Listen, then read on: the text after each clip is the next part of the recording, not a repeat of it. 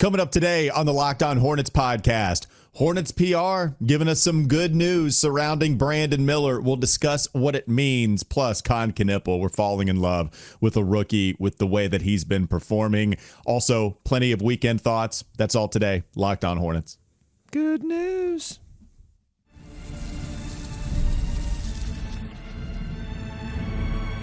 You are Locked On Hornets, your daily Charlotte Hornets podcast.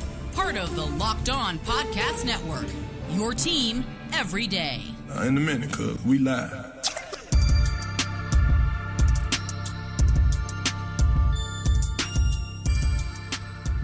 It's Locked On Hornets. It's the band back together on Locked On Hornets. We appreciate everybody listening, a part of the Locked On Podcast Network. Walker Mail, Doug Branson here with you. And if you're going to check out other things that Doug Branson is a part of, you should check out, 1, the Substack, everyhornetsboxscore.com. Duh, where you been? 2, Yahoo Sports Daily, hosted by Jason Fitz and Caroline Fenton. And I'm Walker Mail.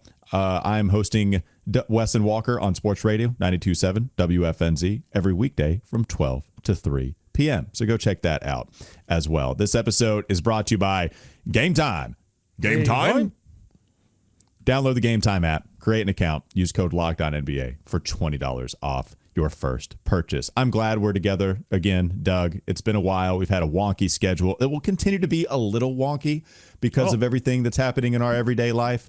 But at least we're back to discuss some good news in really a lot of respects here. Let's start with having one of the more important figures in this organization seemingly back, with Hornets PR tweeting out earlier today that Brandon Miller was assigned to the Greensboro Swarm to practice with them, and now he is back with the Charlotte Hornets, at least at this point in time. So some great news surrounding Brandon Miller. They've transferred two-way guards Antonio Reeves and KJ Simpson back to Charlotte from the Greensboro Swarm, and they've recalled guard Brandon Miller from Greensboro following today's practice. For those that just need a little clarification on what it is with the transaction history regarding Greensboro with LaMelo Ball and Brandon Miller, that it's just in the bylaws. You have to do this in order to give them some practice, to give them some extra run, which is why you saw LaMelo with Greensboro. Even if it was a little weird when we saw LaMelo with the G League affiliate last week, still, you just have to do it transactionally in order to have them practice with those guys, get extra run. Same thing happens here with Brandon Miller, but he's back. And perhaps this is the best part of it all, Doug. The Hornets seem to have told the truth with the 2-week timeline. Okay? Usually when they say, we'll reevaluate somebody in 2 weeks, it's not great news. What it really means is they might evaluate him. They might have told the truth in that regard, but we don't know it publicly. We don't know what they evaluated, what they found.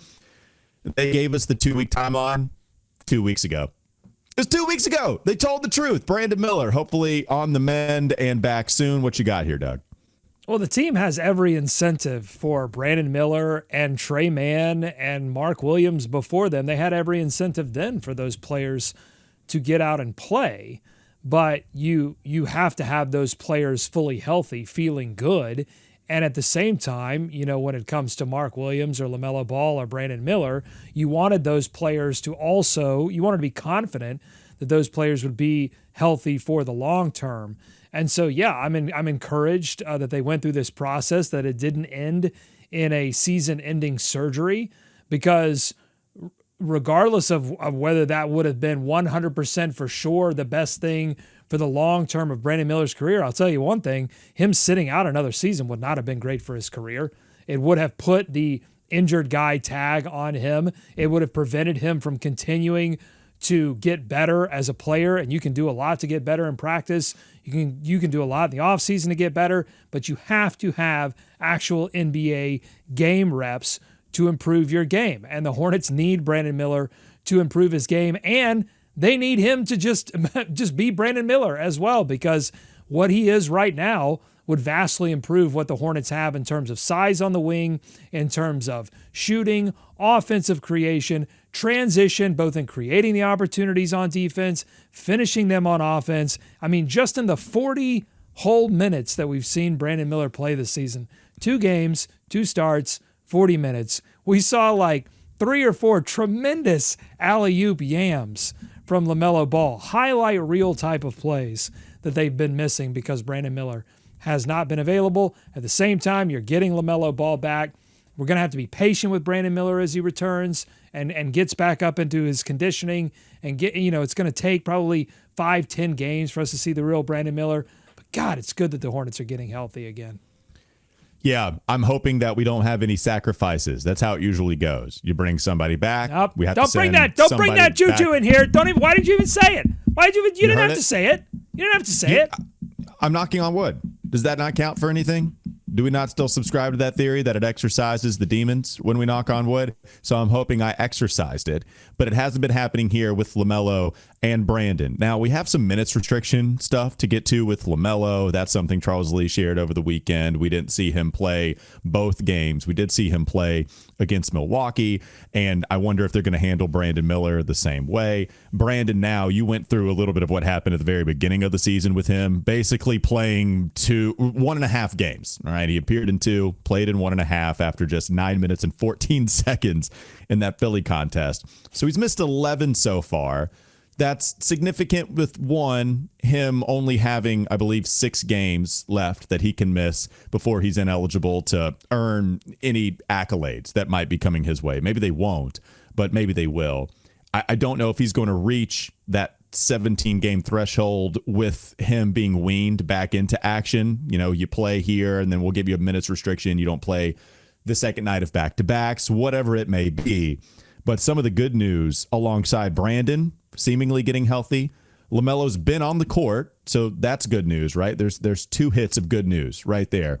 The third has been, that's the good stuff, and right in the veins. The third has been just what Kon Knueppel has been giving us. Just being able to rely on a 4th overall selection while LaMelo and Brandon are out. Your 2 stars. Those are the 2 best players on your roster. For now. With Kon Knueppel the way that he's been playing. Wow. For now. Yeah, let's talk about it. Coming up next on the Locked On Hornets podcast. Bees everywhere! Kon Knueppel has been incredible. He's number 1 on everybody's rookie rankings. I didn't expect it to happen this early. I'm not sure I expected it to happen at all this year, especially after VJ Edgecombe's 30-point debut. We had Cooper Flagg playing in the league this year, but everybody is starting to take notice of Kon. We try to give him enough praise. Coming up next, LOH.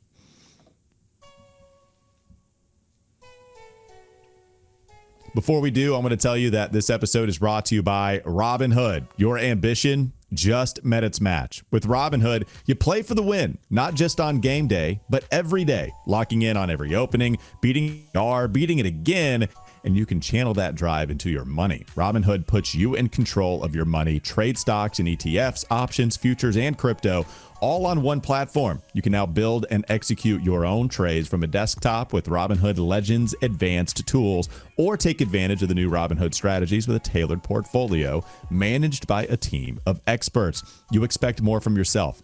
Expect more from your money too. Get started today at robinhood.com/yourmoney. Again, that's robinhood.com/yourmoney. Your money, your move. This episode is also brought to you by Game Time. Game time? There we go. Game Time, we appreciate, as always. Basketball season, it's here. It's in full force. And nothing beats being in the arena for those opening games. But let's be real. Getting tickets can be a total headache between waiting in queues, surprise fees, and prices that jump right before checkout. It's easy to get frustrated when all you want to do is cheer on your team. That's where Game Time comes in, the app that gives fans the advantage. It's your ultimate life hack for scoring amazing NBA tickets fast, easy, and stress-free. They have awesome zone deals. They're a game changer. You pick the section, Game Time picks your seats, and you save big. And you can even find NBA tickets for under $25. Take the guesswork out of buying NBA tickets with Game Time. Download the Game Time app, create an account, use code LOCKEDONNBA for $20 off your first purchase. Terms apply. Again, that's code LOCKEDONNBA. Locked On NBA for $20 off. Swipe, tap, ticket, go. More Locked On Hornets ahead.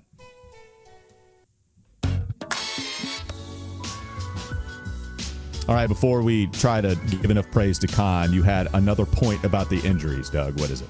Well, I have two things. One, I don't think that Brandon Miller will be available for the Wednesday game against the Pacers. He's definitely not going to be available for the game that happens tonight against the Toronto Raptors.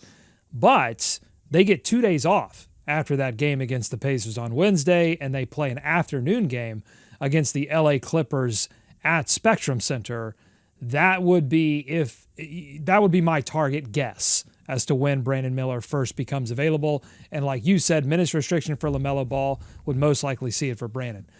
The great thing about both LaMelo Ball returning already and Brandon Miller ready to return is not only in what they give you just by being available, it's also what they allow some of these reserves that have been stepping up into bigger roles, what it allows them to now go back to, which is something they're going to be much more comfortable with, and minutes that are going to provide them with the best opportunity to be successful and be efficient as offensive players. And I think there has been a little bit of blessing in disguise when it comes to what we've seen from Sion, what we've seen from Kon Knueppel. I think we would have eventually seen those things from those two players, but to see them this quickly has been a result of both of those players being out.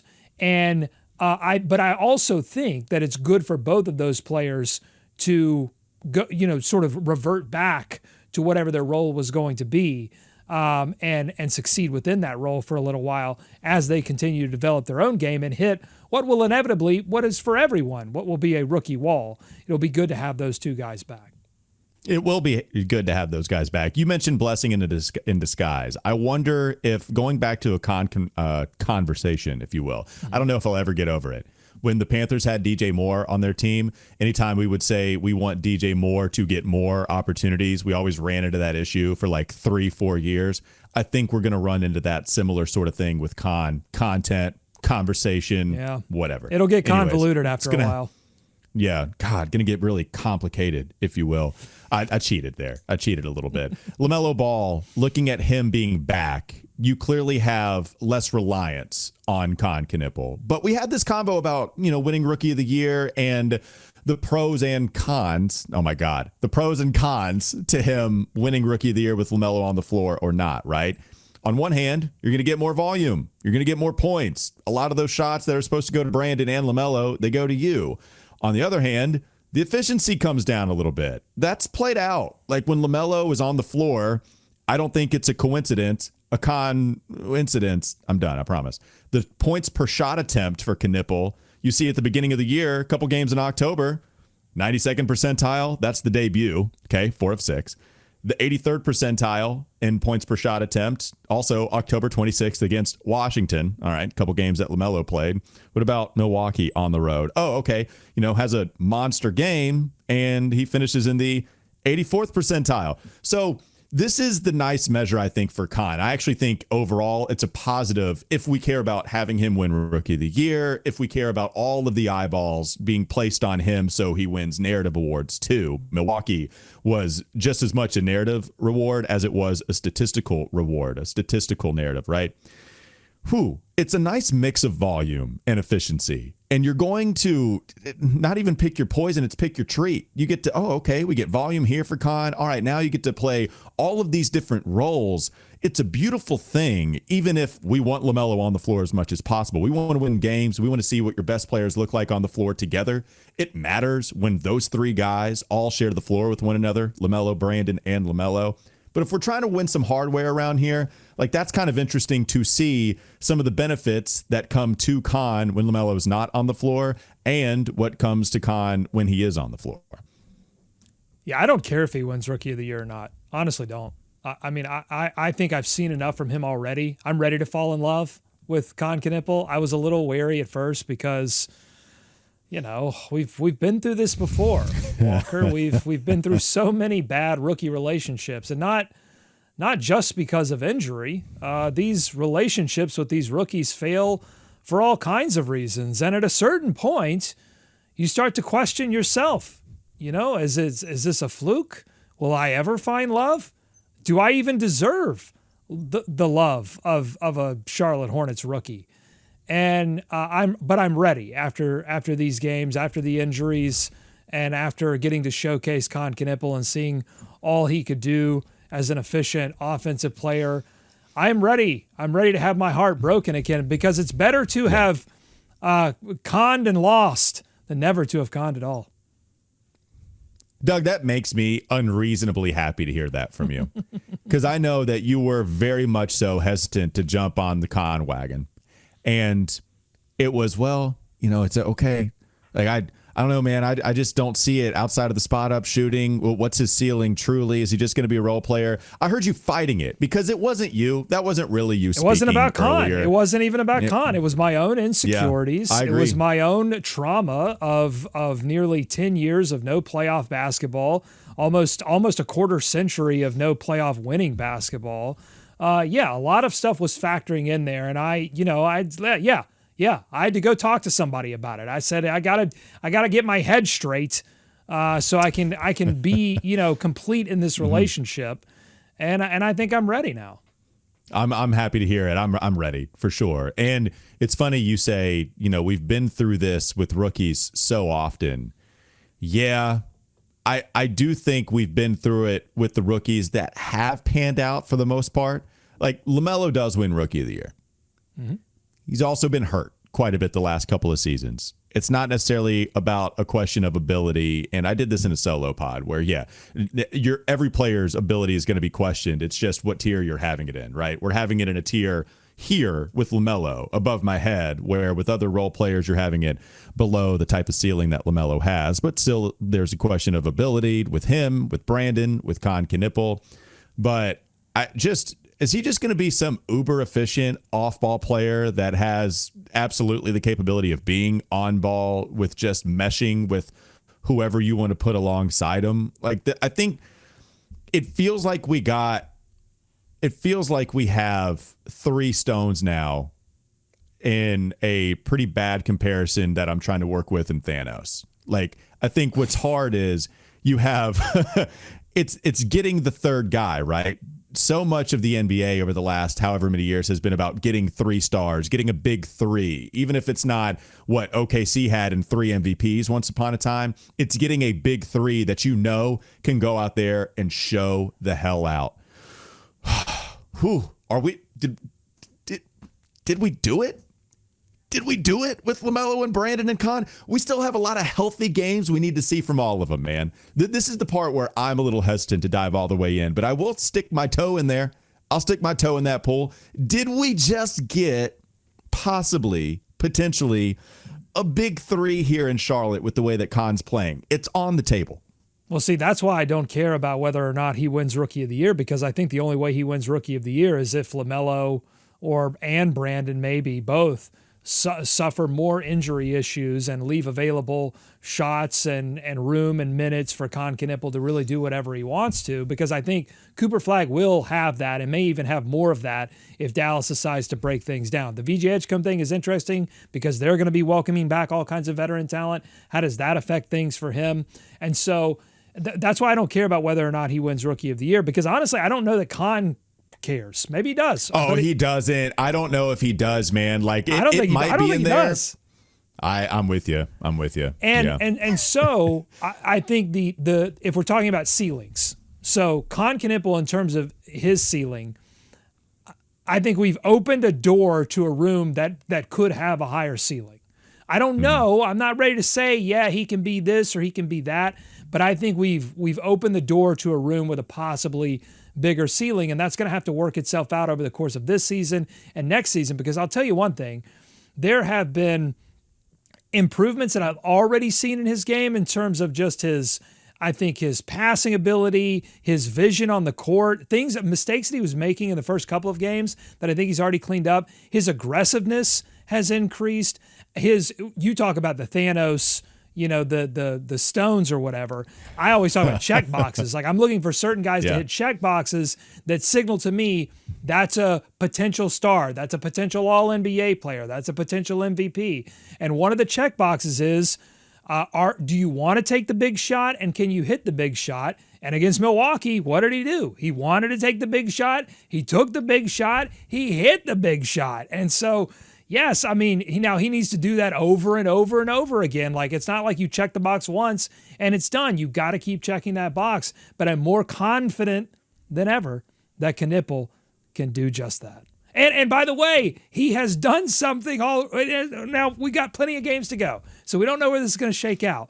But he's done something that I don't know that any Hornet has done for the past couple of seasons, and that's be a high usage player. So he's 71st percentile according to Clean the Glass on usage for wings. And his points per shot attempt, get this, it's above average. It's 68th percentile at 123.6. That's right, folks. He is getting the ball a lot, and he's doing great things. Now, honestly, like, not even LaMelo has been able to say that because he's been in and out of the lineup, But, like, Kon Knueppel's doing some things that are really special right now, and I'm just going to enjoy the ride. You should. Coming up next on the Locked On Hornets podcast. High assist percentage, too. My God. Oh, my God. He's everywhere! Whew. Okay, calm it down. Calm it down. We like us some Kon Knueppel around here. One more segment to go. We'll give you some of the weekend observations, going with Tre Mann over Colin Sexton in crunch time. Also, let's discuss what happened in that Milwaukee near win that got away. And if we want to, more of the kind of blowout against OKC. But, oh well, man, they're the reigning champs. We'll get to all of that coming up next, LOH.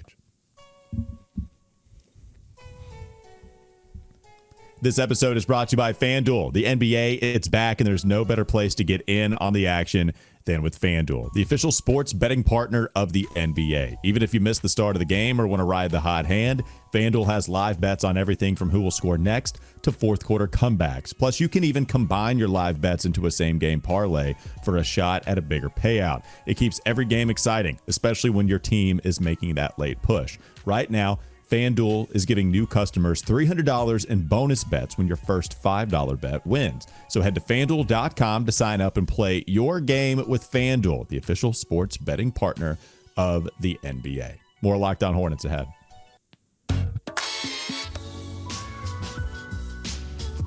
Any final Kon thoughts with what he did, maybe even specifically in this game against Milwaukee, to use as a bridge to go into some other weekend observations? I mean, he just played excellently on both ends of the floor. I mean, that's the thing, too. Like, the Hornets, like, when you – and early data, but the Hornets are significantly better on defense when he's on the floor than they are even offensively. And I think a lot of that has been the starters particularly struggling on the offensive end of the floor. But, like, defensively, they've been a little bit better. And that's saying something because this Hornets team has not played very well defensively overall. But Kon has been a positive on that end of the floor. I thought he was against Milwaukee. And, man, when he gets the ball in the middle of the floor, that to me is going to be the thing that people take more and more notice of, is how Kon operates when he gets the ball in the middle of the floor, because he can process all of those options in a way that we've seen few Hornets be able to do outside of LaMelo Ball. Well, look, Kon Knueppel hated it. I don't want to be too dramatic. I know he didn't like it when Bill Simmons brought up the whole Team USA 2028 participant, when Bill just went ahead and stamped it and said Kon's going to be there. And we know that he actually had a restraining order, as he jokes, against him. I remember talking with Kon off the mic about it, and he was like, yeah, that's just pretty crazy to say. Like, you could tell he's saying to Bill, what are you doing? But the way that Bill's playing, talking again, though. Bill's talking again. There was a cooling off period that needed to happen, and now Bill is talking again in a positive way, but in a healthy way about Kon. You're not wrong, because other people hop on his podcast now and they bring Kon up. They open up the door for him to speak about, because Tim Legler is talking about him, right? Like, everybody's taking notice. One thing, and I talked about this last week, one thing we can't do is say, people aren't talking enough about Kon Knueppel. You could have said that maybe the first couple of weeks when all eyeballs were on VJ Edgecombe and Cooper Flagg's inconsistencies at the very beginning. Nah, man, people are taking notice. He's number one on the rookie ladder on a couple of different publications. I think Chandler Parsons and Lou Williams and those guys at FanDuel, they have him number 1. They have Kalkbrenner number 5 in rookie performance this year, by the way. NBA.com, I think they had Kon number 1. If not number 1, ESPN did. Like, he's getting a lot of attention. But to go back to Bill's point, the reason that he said Kon was going to be on Team USA in 2028, it's because he does everything at such a high level.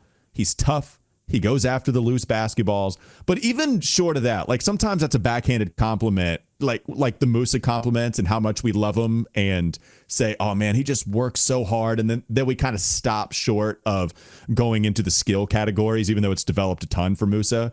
Kon has all the skill. That's what's crazy, is he brings that kind of mentality despite, in my first 12 NBA games, I'm going to be close to the 70th percentile with this kind of usage and efficiency. Guys, that don't happen, man. That doesn't happen. And the fact that you're going to be asking him to do less once LaMelo and Brandon are on the floor, kind of, I mean, really not all that dissimilar to what he'd be asked to do on a Team USA. Like, you get it. You get what Bill was talking about, except it's happening, I would say, 3 years ahead of when it was supposed to happen. And you're going to ask him to do less sometimes. To me, that's the big difference. Pre this stretch from Kon, I think you would have been generally asking him to do less. I think you're going to be asking Miles Bridges to do less, which honestly would benefit the team as well, because it allows Miles Bridges to focus on playing defense and not have to have so much pressure on him to also generate a ton of offense. You can ask Kon to do a little bit of that. And then there are going to be games when LaMelo starts 0 of 5 from 3 or Brandon struggles a little bit, and Kon's going to be open, and Kon's going to knock down the shots. That's what you're confident about now with Kon Knueppel, is that he's going to hit the shots. And so, yeah, I think there's, oh man, I'm dreaming. I'm dreaming of all these different scenarios where, like, this guy has an off night and then all of a sudden Kon's available, or Kon has an off night and all of a sudden Brandon's available. Like, this is what you're starting to dream about, the Hornets being a fully functional, complete team. You are starting to let the hope back in. You are getting a big whiff of hopium, and that is the sickness. But I'm like, look, what other choice do we have? I mean, all these guys are getting healthy. We've got to start thinking about it. I tried to resist the medicine, but at some point, you were able to get me. I kept resisting it, and at some point, eventually they got me. Just like the Thunder did with the Hornets. Look, we can maybe provide a couple of thoughts here over the weekend. The Milwaukee game is a lot more fun to talk about than the Thunder. Eventually, the Hornets, they conceded defeat in the third quarter after getting beat 32-18 and didn't really make that much of a game of it in terms of the end of the game here of the fourth against the reigning champs. So still, 13-point victory for OKC. I shouldn't have said they got blown out the way I did earlier, but I don't know. Felt like OKC was going to get this one. Shai Gilgeous-Alexander goes for 33 points on a really efficient night. Chet Holmgren was efficient as well. Any thoughts in this Thunder game? Oh, I've got lots of thoughts about both of these games. You can Evan Hale, my guy, did the notes for every Hornets box score. So go check those out for some kind of in-depth thoughts on each of those games. I agreed with him on the OKC game that Kon Knueppel really, he got put through the SGA like torture chamber. Like, I mean, not a great game for Kon on the follow-up to the big game in Milwaukee. You were expecting a little bit of come down because Kon was, that game against Milwaukee, there's a lot of people in the stands that are there for him, sort of the coming back home game, a lot of emotions there. And so I just expected second night of a back-to-back, there was going to be a little bit of a letdown. You go on top of that, and I think OKC made him a focus with LaMelo Ball off the floor, so I'm not too concerned about that game. What I continue to be concerned about, and what I think engendered a rare direct critique from Charles Lee, Mr. Positivity, Mr. Sunshine, about this Charlotte Hornets team, despite all of the losing, despite the injuries. He has been a source of positivity that is sometimes annoys Charlotte Hornets fans. You got a rare critique from him when he said, like, this team essentially, I'm paraphrasing, but like wasn't ready to, hasn't been ready to play the third quarter in these games. And I have this pulled up here. So their overall net rating for the third quarter this season has been negative 7.7. So, and it's really been, defensively 120, offensive 112. Last 5 games, it's negative 36.8. An offensive rating of 90.5, that would be last in the league. A defensive rating of 127.4, that would be near last in the league. They have been awful in the third quarters, and you had Charles Lee saying they weren't prepared physically to come out in that second half. And so they've really got to get that figured out. That doesn't have that, to me, that has very little to do with LaMelo Ball and Brandon Miller, because there's one thing to say, all right, we're not talented enough, we might lose a third quarter here and there. They have been getting absolutely run in these third quarters. They have to get that figured out. Feels like it's winning time for some of the better teams. Maybe that's one way to describe it. But even in that game at home against Milwaukee, the victory on Wednesday, they played really well for most of the game. The reason I'm hesitant to say most of the game is because in the third quarter of that one, remember, Charles Lee had to call an early timeout, which in that contest specifically, I thought he did a great job of like stopping momentum right away. He didn't let a 5-0 run turn into a 12-2 run. I thought that was a really heady play from Charles on a couple of occasions. I think he did it twice. But it was the third quarter where you had these sloppy turnovers. And that's still going to be an issue for this Hornets team. With LaMelo being out, now you have to turn to the rookie a little more. Even, only 12 turnovers for the Hornets in this game against OKC. But like, of all of this praise, we're sending Kon's way. He deserves all of it and then some. Yeah, one thing you could nitpick, it's the turnovers. Kon Knueppel takes note of it. I don't know if you've heard some of his post-game pressers. He'll look at the stat sheet that's handed out to all the media members, and he'll go straight to that TO category, and he'll say, I got to take better care of the ball. He said that a couple times. That's the part where I'm cool with it, man. Like, just you talk about things that have to get better, and I'm fully comfortable that they will. Against OKC, where all they have is just a whole bunch of defensive maniacs that also have the bodies of linebackers. You know what? Kon handling the ball, might not be the greatest thing in the world, but we don't have LaMelo. We don't have Brandon to operate in the half court, and so it probably won't go all that well for him. So, again, 5 TOs against OKC. But that's an issue. It showed up with Kon a couple of these games, but also it's probably the biggest thing that's hurt them in the young season. There are plenty of things. They're not a perfect team, but you can't give the team other possessions. No, and you're right. It has been a huge problem, particularly I would say like above the free throw line turnovers, not dead ball turnovers, live ball turnovers that are leading to transition. And honestly, that might even, my description of above the free throw line turnovers might be even an outmoded or outdated sort of thing, because teams just push everything. It doesn't matter where the turnover occurs. Even dead ball turnovers, it's like, it doesn't matter. We'll push it off the inbounds. Nobody cares anymore. It's all race down the floor. JJ Redick said something interesting that they were asking him, like, what's the toughest thing about scheming for defense in today's NBA? And he's like, young teams that play fast all the time and are using modern NBA concepts. And that's what makes the Hornets dangerous, particularly when LaMelo's on the floor. That's what makes them dangerous against a team that's a little bit older and wants and kind of needs to slow things down a little bit, is playing some of these young, scrappy teams. But what you can do if you are one of those more veteran and experienced teams is take advantage of their inexperience by converting those turnovers. And that's what we've seen against Charlotte, particularly against the teams that are expected to be playoff teams this season. So I didn't. Now, what I want to ask you before we get out of here, because I saw a lot of people complaining about it, what did you think about the decision to not play LaMelo in overtime against Milwaukee? You don't play Colin Sexton not only in overtime, he doesn't play in the fourth quarter either. You go with Trey Mann there to close the game out. Did you have any issues with Charles Lee and the way he closed that close Memphis game? Well, no, not LaMelo, right? Like this should be an episode that we do. But really, what do the Hornets want to be this season is a question that I still don't think we have the answer to. And perhaps they're answering it, and it's the answer we don't really want to hear. But how badly do they want to win these games? That's one. The other is, remember Charles Lee told us that it's the Hornets and it's LaMelo and his party that have a plan together. So Charles Lee said, you could be skeptical of that if you want to, but they have a plan with one another. If they've agreed on the plan, then the plan is that they're going to have a minutes restriction. LaMelo knew what that minutes restriction was against Milwaukee. He didn't suit up on the second night of a back-to-back against OKC. And I think at this point, after missing a handful of games, I'm good with him not playing in overtime. Do I want to see the best player out there on the floor? Of course I do. But I'm not going to make this monster stink of it if Charles Lee has told us time and time again, we all have a plan. We have a plan together. This is what we're going to stick to.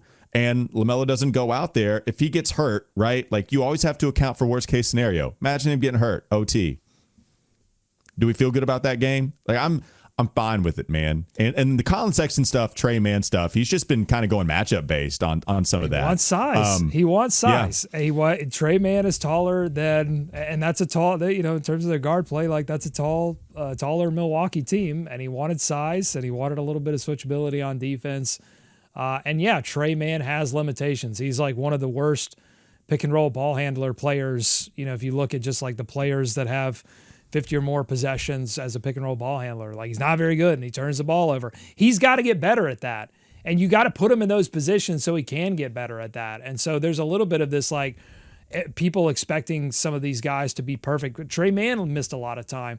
I think the Hornets recognize this is a team that's very much in flux and they want to be vastly better as a team at the end of the season. If that means playoffs, or if it means play in, whatever. If it doesn't, it doesn't. I think they want to be a vastly better team. That means developing Trey Mann's on-ball ability. That means, like Colin Sexton's Colin Sexton. I don't know that there's much more development there's going to be had there. It means having a healthy LaMelo Ball and a healthy Brandon Miller all playing together with Kon Knueppel. That's what it means. And so that's what they're going to do. And sometimes it means they're going to lose an OT to Milwaukee after, it's going to be valiant effort season through some of these games. But I also didn't have a problem with it. Yeah, I mean, yeah, man. Like, please don't get hurt in OT. Then we can't talk about all the good feelings. We can't do that. We're not allowed to have that episode. We have to talk about LaMelo getting hurt again. And I don't want to live in that world, right? Like anybody can get hurt doing anything, but not that guy. That guy has been hurt in a lot of different ways. Let's not exacerbate this issue by having him go out there against Milwaukee and possibly being, I'm good with it. Let's not stray from the plan, because not straying from the plan has actually led to results so far this season in terms of a positive trajectory, even without as many wins as we want. Yeah. Last thing, you're right. There's a plan in place, and I will say it can be a plan. Plans can be negotiated. You know what I'm saying? Like you can have a plan. It doesn't mean that everybody at the same time came together with the exact same plan and everybody went, oh, good. We're all in agreement here. We have a plan. So that's all I'll say. Plans can be negotiated, but we are in the midst of whatever that plan looks like for LaMelo Ball. And hopefully at the end of the day, none of that matters because he's healthy at the end of the season and the Hornets are playing vastly better basketball. That will conclude today's episode. We appreciate you joining us on today's edition of Locked On Hornets. Make sure you check us out anywhere you get your podcasts. We mean it when we say anywhere you get your pods, but also check us out on YouTube and subscribe to the channel. Like us, rate us, do all of the stuff that your favorite YouTuber tells you to do. And also go check out Doug's Substack, everyhornetsboxscore.com. Also check out Yahoo Sports Daily with Jason Fitz and Caroline Fenton. Doug is a producer on that show. I'm Walker Mail. Listen to me, WFNZ, every weekday from 12 to 3 p.m. Sports Radio, 92.7 FM. Have a great rest of your day. We'll be back with you tomorrow.